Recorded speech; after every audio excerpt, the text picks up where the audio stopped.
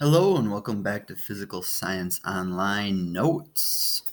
Today we are going to cover Unit 4, Chemical Changes or Chemical Reactions. Really depends on how you want to think about it. That's Chapter 7 in our textbook. And the main concept of this whole unit is the difference between a physical change and a chemical change.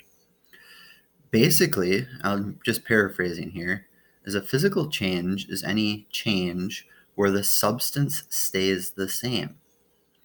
What that means is that there's no new chemical, no new product, there's not a new thing. From lab, you can think of that like tearing a piece of paper in half. Both pieces are still paper. You didn't add mass, you didn't subtract mass, and it's still the same thing. It just took on a new shape.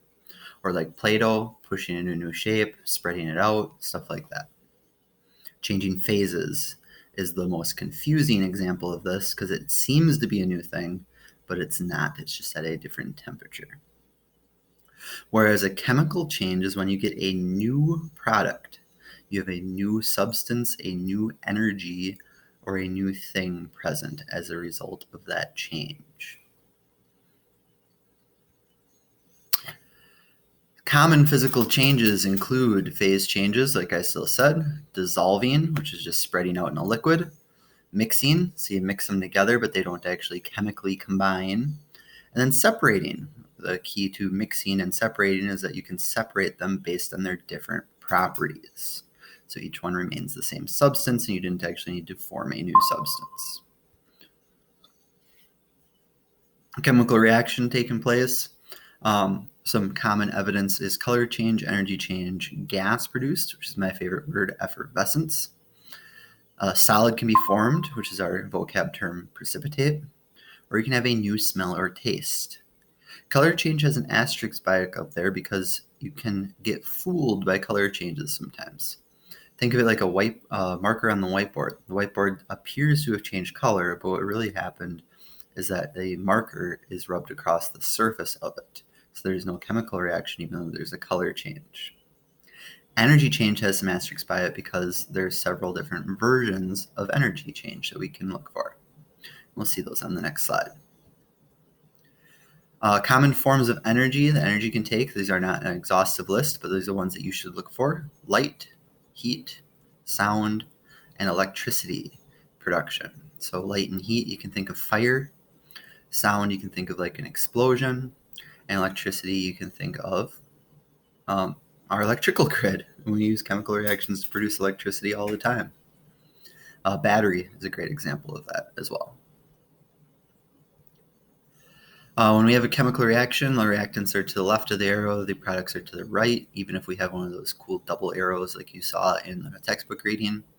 It's called a yield sign, not going to be on the test, just thought it would be useful for those of you that want to take chemistry.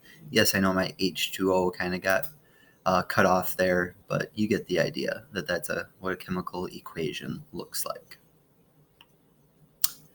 The one thing you need to add to that chemical equation, though, and once again, sorry it got cut off, is that it needs to be balanced. You have to have the same number of atoms on both sides, otherwise you don't have what's in it. You call it a math, an equation. An equation has to be equal on both sides. Once again, this is one that we're kind of skipping this year, not going to appear on the test. I want you to be aware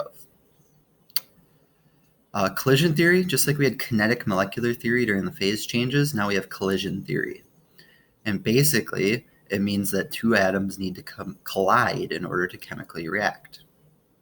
That's what collision theory says. They need to collide in the right way in order to react. We can thus affect the rate of collision and affect the rate of reaction in several ways. We'll take more extensive notes on this later, but we can increase surface area, increase temperature, increase concentration, stir it, or add a catalyst. All of those increase the rate of reaction through increasing the collisions. And this is the slide that we'll do later on that goes over exactly how that is. We'll dive into this a little bit more later on. Experimental design, always a great one to have in the back of your mind. You should know these, not necessarily going to be on the test, but just a great one to have in the back of your head. That's it for my time. Thank you very much.